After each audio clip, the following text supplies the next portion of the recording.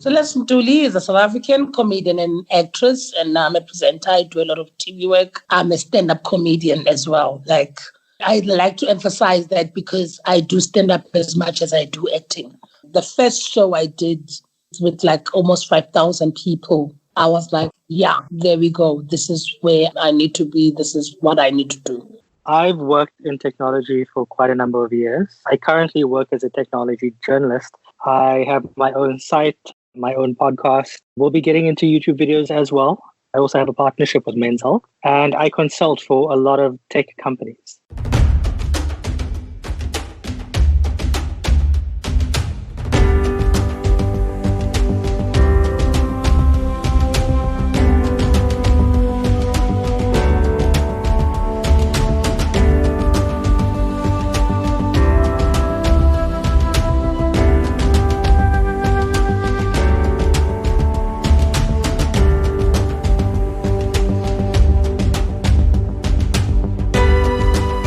Welcome to your favorite podcast, 1000 African Voices, broadcasting from an African perspective.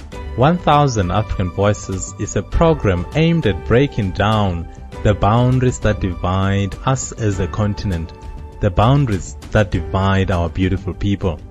You can also find the show on iTunes or wherever you get your podcast by searching for 1000 African Voices. Our website address is 1000africanvoices.com. We are calling this series Africa's Future Reimagined, where we demystify what the fourth industrial revolution means for our beautiful continent. Your host is Avurengwi. Welcome. 1000 African Voices. Today I'm really excited to introduce our guest, the one and only, the irrepressible Celeste Ntuli. Hi, Celeste. Hello. How are you today? I'm good. I'm assuming people are like, wow, because as a stage performer, that's what we used to. You call her name, people are clapping. I totally agree. Good. I'm like, there's football now being played with no one in the stands. I don't know how that works. How has your industry been impacted by COVID-19? Of course, it has been hit hard, but I feel like it has given us an opportunity to ask questions about our industry, more especially in our country, in South Africa. How are things and what are the policies that have been preventing us to getting stuff like the royalties? So, of course, maybe in other countries, people are getting royalties and then they make do with the royalties, even if they are not on air.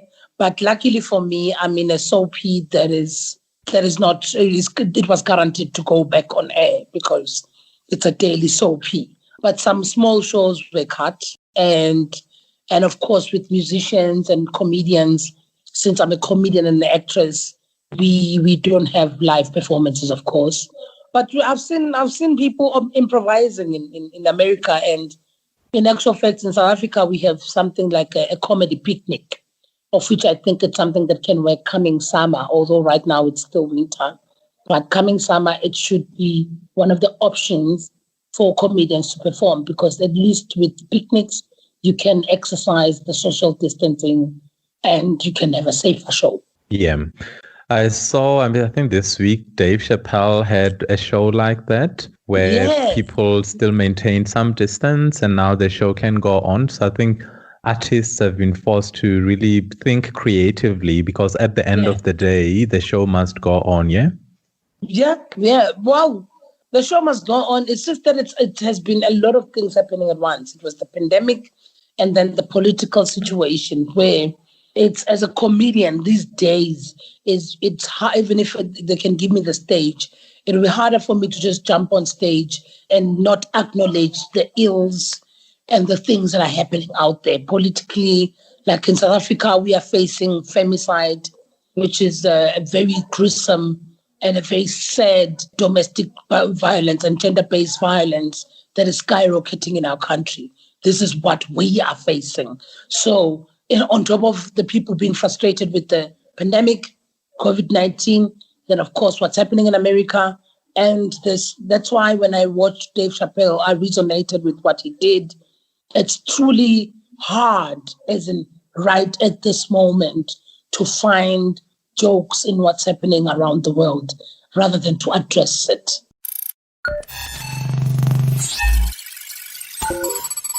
I totally agree. I mean, Celeste, as 1000 African Voices, we obviously are an African show. I know that in South Africa, you are, it's fair to say, a household name. But maybe let's just do a brief introduction for our listeners outside not only South Africa, but maybe the continent. Say, who is Celeste Ntuli? Just so that people have a good sense of who you are. Yeah.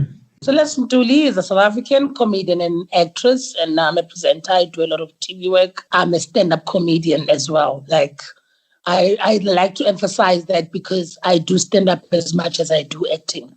So I was born in Durban, in KZN, which is another province in South Africa, KwaZulu-Natal. It's KwaZulu, but of course political, blah, blah, blah. And then it became KwaZulu-Natal. That's where I was born. I'm Zulu. And yes, I'm not married. So the whole of Africa can know that. Shooting my shot. And yeah, how would you describe? Oh no, continue, please. Yeah, this is me. I'm in my early 40s. I'm 40. Yeah. Oh wow. I think that's as far. I got the movie. I'm in the movie Looking for Love. I've done a couple of movies. I've performed with Basket Mouth in Nigeria. I've been around, but not around enough for me to be as like this is my plan to make sure that throughout the continent, it's just that with the continent, it's kind of challenging with the language barrier aspects because some of us are Francophone, some of us, are colonized by English people. So depends. Like, for example, I do some work with Eddie Cardi, who's based in London, who's Congolese. But of course, I know that I might be able to go to Congolese and work with him. I mean, to London and work with him, but to go to Congo for me would be a very challenging thing because bonjour, I don't know French.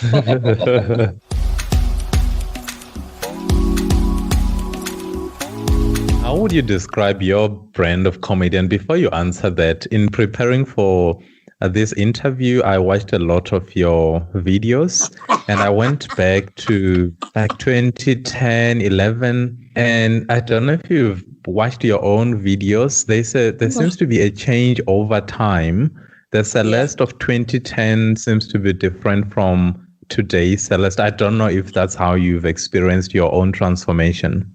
Oh, yeah, I am different. In KZN, where I come from, where I was born, it's Zulu people who stay there. And in Joburg, you've got Xhosas, you've got Sotho people, Pedi people, Tswana people. It's truly a mixture. And of course, people from other African countries. The growth of coming from home and moving from just in my space, in my corner, in my tribe, in my people, with my language.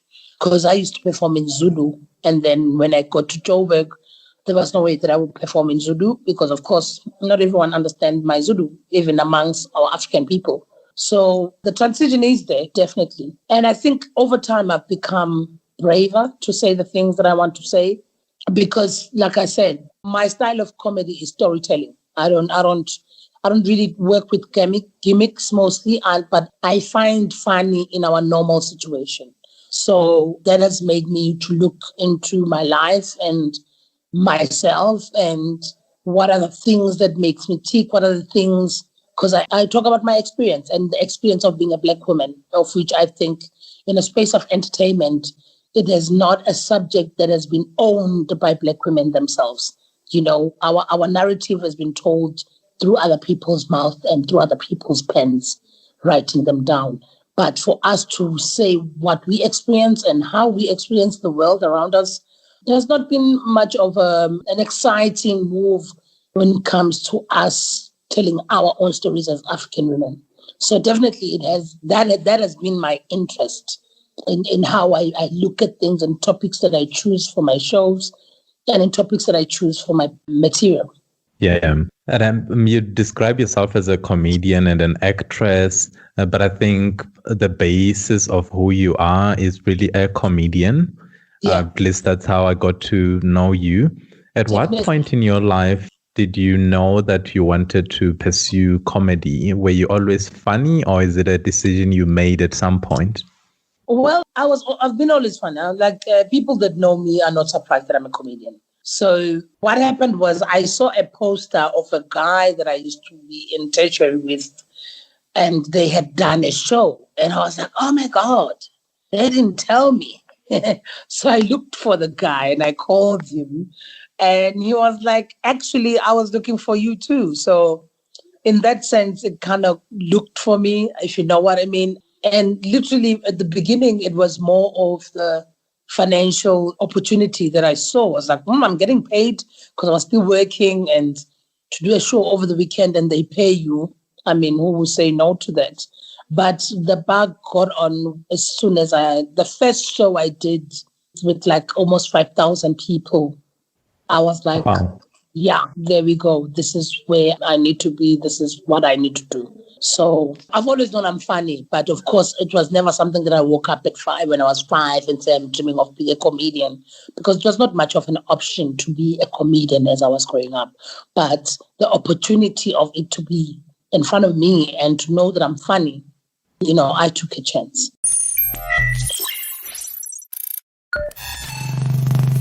I do wonder, and again, as I was watching your shows earlier, I do wonder, like, as a comedian, what are some of the challenges that you experienced? Like, when you came on, I expected to laugh, and that puts a lot of pressure on the comedian, because there's Celeste the comedian, but there's also Celeste Ntuli, just the person. What would you say are some of the challenges that you experience as a public voice or a comedian? I think it will be mostly because of me being a woman. I feel, there's a lot, it's mostly, I don't like saying male dominated. Yes, it is, but it's because it happens to have so many more males than females in that space. But the challenge will be to be seen just like as your peers. It takes a long time for a great female comic to be known that is great. And I think it's not something that is new, although it's something that needs to be dealt with, because I see the same even with other genres of entertainment space. Like, I always make an example with Nina Simone in jazz. It took a long time for people to really appreciate and celebrate her greatness, because unfortunately it comes with that. When you're a woman, there's that, we still have that patriarchal level that we must pass. I think you need to work, and then you're like, okay, I've worked enough for them now not to deny me, the relevance, the greatness, if you will. Because I've worked with tons of great people, but it takes a longer time, if you're a woman, for people to understand the work that you put in. Yeah, and it's quite unfortunate that we still see those gender inequality issues, whether it's in comedy or really across the different sectors. It's quite unfortunate that in 2020, we're still having those conversations, but it is through having the conversations that we will hopefully, in the near term, achieve equality. So hopefully voices such as yours need to be heard all the time. On your Wikipedia page, I'm always so impressed by people who've got a Wikipedia page. I don't know how to get one of those. I don't even know I have one. Did you check? Yes, you have a Wikipedia page. It says born in Empangeni. I'm going to start saying this on my date.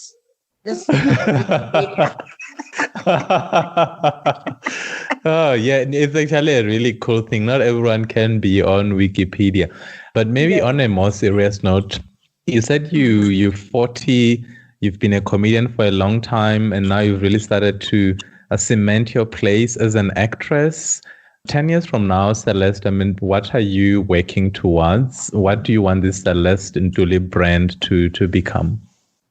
I'm working towards what we're doing right now, to have more of interviews that is expand beyond my country. I'm working towards becoming part of the global entertainers or entertainment space. So yeah, because I feel my work, my material is exportable, like it can transcend to most people, depending on the language, of course.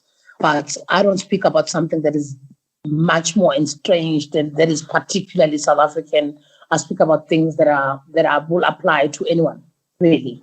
Be it you stay in Kenya, you are from Kenya or Zimbabwe or Zambia or wherever. I believe we go through the similar things. So yeah, I think that's where I see myself in the next 10 years to do more movies. For the first time, I had my movie screening in Canada in the film festival at the beginning of the year. So I'm hoping to do more movies and definitely having more bigger platforms outside of the country, of my country, and outside of the continent.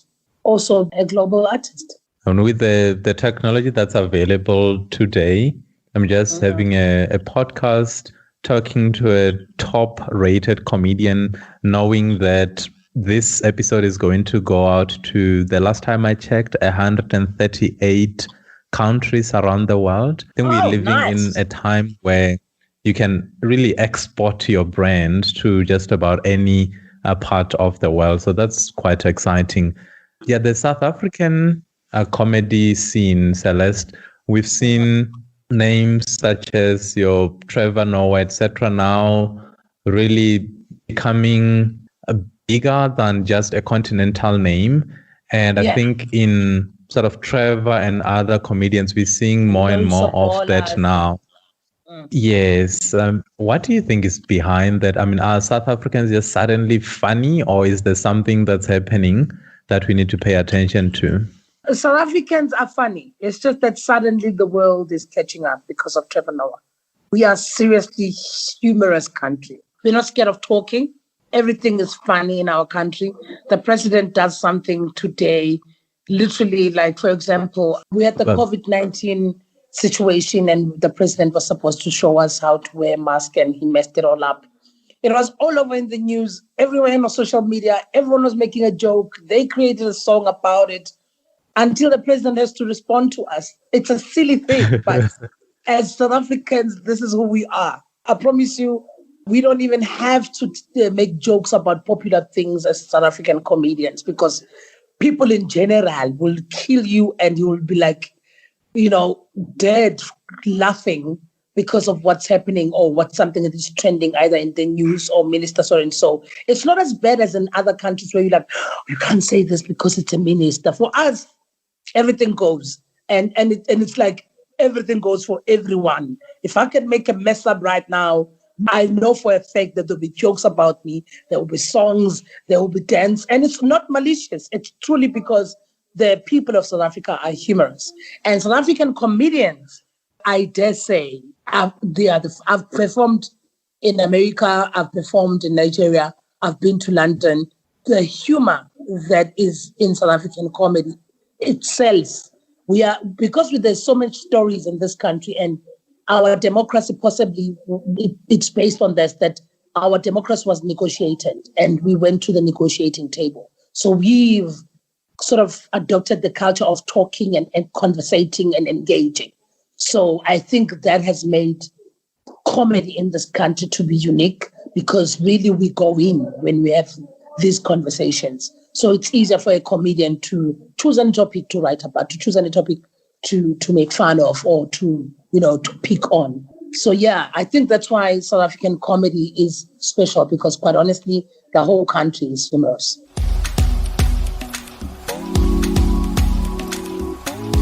Yeah, as we are about to wrap up, as I'm listening for the last 20 minutes, my mind keeps going back to the Celeste Ntuli who was on So You Think You're Funny like 10 years ago. Yeah. And I compare that person to the Celeste Ntuli of 2020. The transformation is really incredible.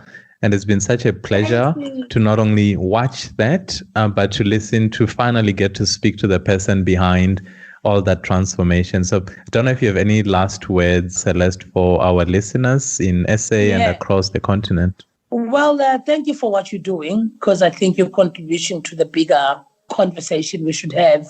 The more we know about each other, the more we reach out to each other in the continent, I think the better it will become, because the solutions we might be looking for in a bigger scheme of things could be the African solutions and African problems, blah, blah, blah. But we need to start to get to know each other more. And I know, coming from a South African, most Africans are going to be like, oh, that's so rich. You guys have got xenophobic attacks. So I would like to say, as much as it's not something that we can make fun of, or is it a funny topic, but we acknowledge. I don't want to sound like white people when they say not all of us are racist. But in South Africa, we still have a work to do in terms of accepting ourselves, because apartheid was not a war. It was not an event. It was a lifestyle. So for us to unlearn that lifestyle, it will take us as much possibly, or some time, let me put it that way. But rest assured, all the African brothers, it's one thing I do not like about my country, the fact that when you meet other Africans, you are a face of xenophobia. I hope this is not the case, and with all of us. And I hope we show as South Africans as well that we are also against, and we want to work and welcome and integrate with other African brothers, because that's the only solution that we need as a continent. But otherwise, I love you. I absolutely love that. And what you're saying, xenophobia for me is really about self-acceptance. And what we try and do on this show is to say to Africans, hey, it's actually our time, but you first have to accept who you are. And if there's one thing, Celeste, that you've always stood for in the 10 years that I've known about you, is to accept who you are, because it's the only way that you can be the best possible version of yourself. Yeah, because fighting yourself is such an unnecessary turmoil that you're causing within yourself. And I believe that it blocks all of who you are, because by accepting yourself, you can explore the greater parts. Because everyone, I believe, in the world, we are born with our greatness. But for us to find that greatness is for us to accept that we are born this way, this is who we are. And that's where it starts. Then you are able to look at your fabulous things and be able to work on them and be able to live your purpose, really. But if you're running away from who you are also running away from your blessings. That's my belief. Oh, what a lovely way to end. And where can we find you on the different social media platforms? How can our listeners find Celeste? Celeste Ntuli everywhere. I don't have a nickname and a slash and an underscore in the number. You're just gonna find Celeste Ntuli. That's it. Everywhere. I use Instagram a lot, but definitely soon I'm opening my own YouTube page and podcast. So definitely stay tuned. Oh, lovely. This conversation is celestentuli.com. For those who cannot see Celeste's background, is purely www. Oh, lovely. Yeah. Celestentuli.com. So yeah, to all our listeners across the continent, do check it out, celestentuli.com. It's celestentuli@gmail.com. celestentuli@gmail.com to reach out. Yeah. Awesome. Celeste, comedian, actress, MC, entertainer, and all-round amazing person. This has been such a lovely experience for me. So yeah, from all of us on 1000 African Voices, thank you, Celeste, for your time. Thank you so much, 1000 Voices. At least I'm 1001 voice. Lovely. Till next time, take care, Celeste. Cheers. Take care. Thank you.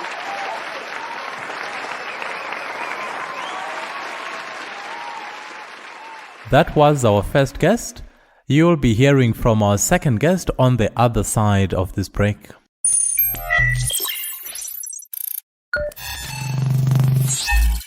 Today we're joined by Brendon Petersen, who will shortly introduce himself to our listeners. Hi, Brendon. Hi, how are you and how's everybody listening? Yeah, I am great, and hopefully our listeners are doing just fine. Brendon, maybe just introduce yourself to our listeners. Who is Brendon Petersen? I've worked in technology for quite a number of years. I currently work as a technology journalist. I have my own site, my own podcast. We'll be getting into YouTube videos as well. I also have a partnership with Men's Health, and I consult for a lot of tech companies. Before doing all of this and starting my site, reframe.co, I used to work at Amazon.com, and I was actually part of the global launch readiness team. Essentially, what that means is we're the team who would work on any new product, service, expansion of a service for all Amazon's territories around the world. Yeah, I know that you're a podcaster, a journalist. The story of Amazon is an interesting one, so hopefully we'll get time to explore that. And just to get your views. In 2020, I think how we view Amazon is a bit different from how we viewed them 5 years ago.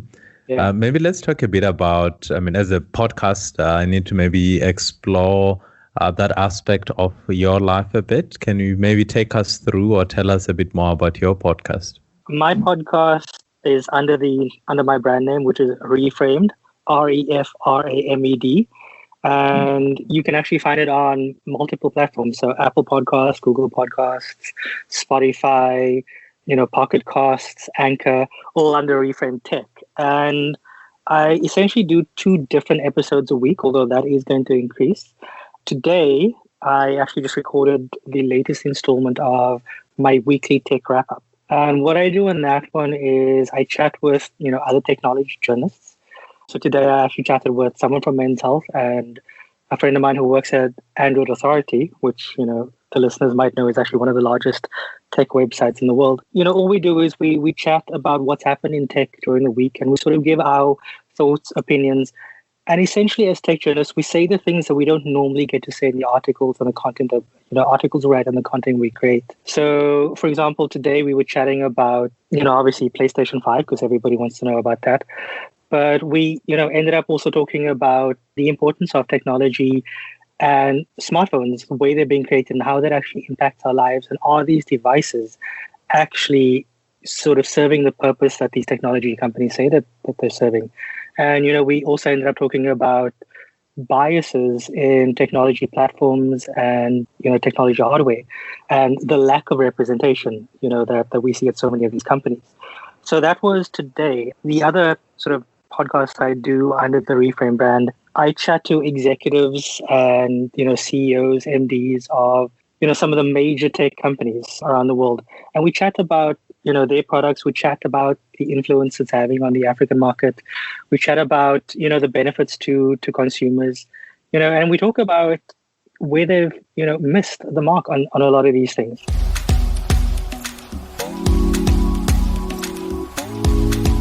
Actually, now, before doing this interview, I was watching Netflix. Before that, I was reviewing a few YouTube shows, but I was doing that through the PlayStation 4 console. And that's the only thing I do, whereas with my son, he uses it for a totally different purpose.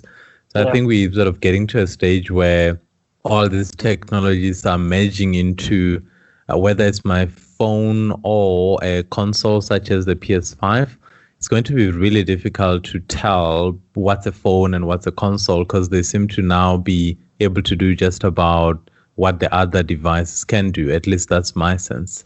You're very correct. When you look at smartphones, when you look at, consoles, when you look at laptops, they're able to do pretty much everything. And you've got to start wondering whether that's actually the right way to go.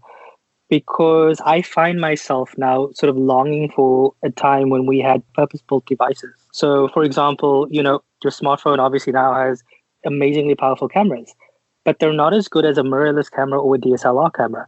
You can buy a DSLR camera for, a third or a quarter of the price of a smartphone and arguably still get, better picture quality. And, when you look at gaming, for example, if you buy a purpose-built device, you're going to get a better gaming experience than you will on a phone, or even a phone that's able to connect to your TV. Like you said, there's a lot of overlap, but is that the right way to go? Well, that's the question, but that's definitely where companies are going. And it's not just about the hardware anymore. It's actually about the software and the ecosystem. That's actually the bigger thing that, we as media people, we as tech enthusiasts need to be looking at. But that's also what, the sort of average person, walking outside needs to be thinking about. If you're buying a device, you're not just buying a device anymore. You're buying into an ecosystem and you're buying into an experience.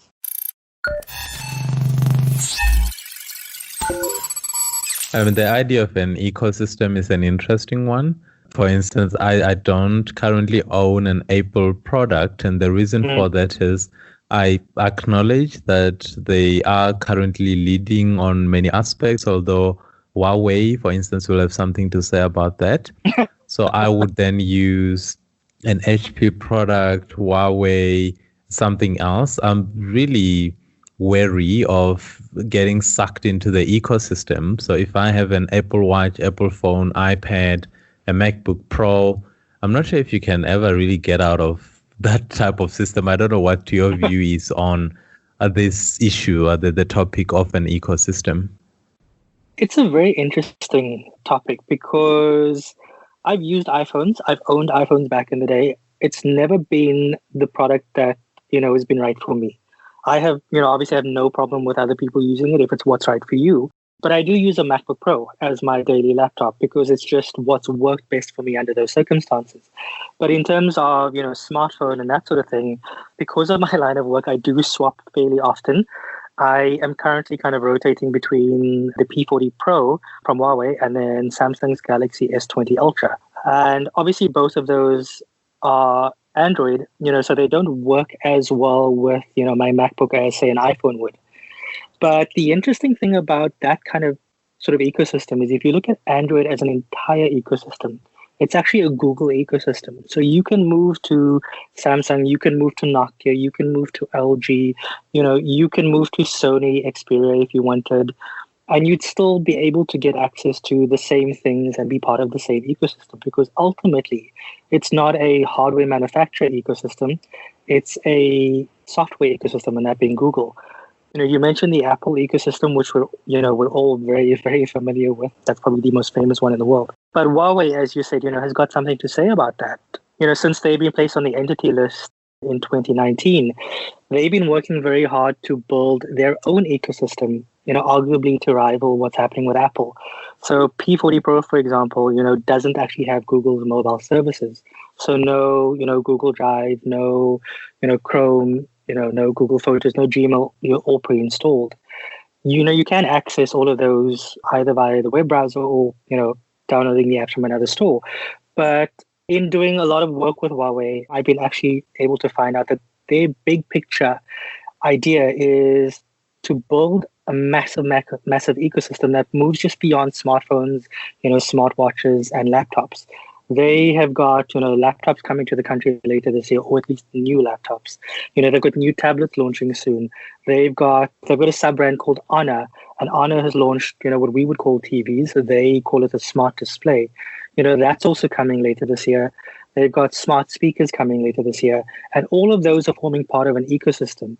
And I think the easiest way to sort of understand it is, I'm not sure if anyone who's listening has watched the P40 launch that we did in South Africa a few weeks ago. I was on there with, like Minnie Dlamini and like quite a few others. And Minnie and I actually chatted via MeTime. And MeTime is Huawei's answer to FaceTime. And what's interesting about it is you can chat from your phone, you can do video, audio, and if I have another Huawei-enabled device that can take MeTime, so whether it's the smart display or intelligent display, or a laptop or a tablet, I can then just cast that video call over to one of those devices and carry on, and I don't miss a beat. And that's part of that ecosystem. And they're looking at going even bigger because in China they do car systems. So over here we've got Android Auto, Apple CarPlay. In China they've got HiCar, and they're working with some of the biggest car manufacturers in the world. They're looking at bringing that to the West now. So that ecosystem becomes far bigger than just, your personal devices. It becomes so many things that you interact with on a daily basis. And you don't even realize you're part of an ecosystem, but you eventually become part of one. Whether it's good or bad, it's really difficult to tell. I'll share a personal experience for the last 2, if not 3 weeks. I've been struggling to log on to YouTube. So on my TV, I couldn't log on. So every time I went to YouTube to view something, it viewed me as a stranger or a neutral person. Okay. And it frustrated me because when I log in, then at least the YouTube algorithm recognizes my browsing history, but it also suggests things that I want to watch. But on some days I'm thinking, do I really want a system to suggest things that I should watch? When do I lose control of my autonomy? Because autonomy is one of those things that make us human. I mean, the ability to decide. But yeah, not having a system decide for me what I should watch became such a frustrating point. So much so that this week, for some reason, I finally logged on and I was so happy. So this issue of an ecosystem is a really interesting one. But I'm glad that you've touched on Huawei's ambition to be a lot bigger than just focusing on devices. I mean, when we talk about 5G technology, for instance, I think it's fair to say Huawei are leading in that space.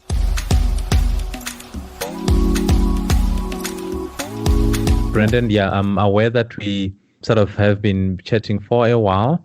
As we were talking, I was going through your podcasting platform. So perhaps before you go, you can maybe just direct our listeners to the work that you do, your website, your podcasting platform, and maybe your several social media handles so that our listeners can connect with the work that you do. Sure. So if you want to go to the website is reframed.co. So that's reframed.co. Literally just .co, not .com, not .coza. In terms of podcast, you can actually, like I said, you can find us on all of the big platforms. So Reframed Tech is what you'll search for. Alternatively, you can go to anchor.fm/Reframed Tech, and you'll be able to find links to all of the other listening platforms there. And then when it comes to social media platforms, you can find me, Brendon, in CT, on Instagram and on Twitter. And then when it comes to Reframed, you'll be looking for Tech Reframed, again, on Instagram and on Twitter. So Tech Reframed. So as you're talking, I'm literally found it. Tech Reframed. So our listeners can go out there and check out the work that Brendon does. Again, Brendon, from all of us on 1000 African Voices, it's one of those conversations that can go on for a while, and I do wish we had more time. So hopefully we'll keep in touch, and our listeners can again go to Reframed on Twitter, Tech Reframed, to learn more about the work that Brendon does. So from myself and all our listeners, Brendon, thank you for making the time to come onto our project and lend your voice to the 1000 African Voices program. Thank you very much. Thank you very much for having me. 1000 African Voices. You've been listening to 1000 African Voices. Please join us next time as we bring you another African voice. 1000 African Voices is produced by me, Aburengwi, with Sam Garnich on sound production. Our head researcher is Jones Maleka. For more information, including the contact details of our guests, visit us on our website, 1000africanvoices.com. You can also subscribe to our show on iTunes by searching for 1000 African Voices. Please help us grow the project by logging on to 1000africanvoices.com to subscribe. If you wish to form part of the show, send an email to jonesforchange@gmail.com. Until next time, Kungana Africa, and take care.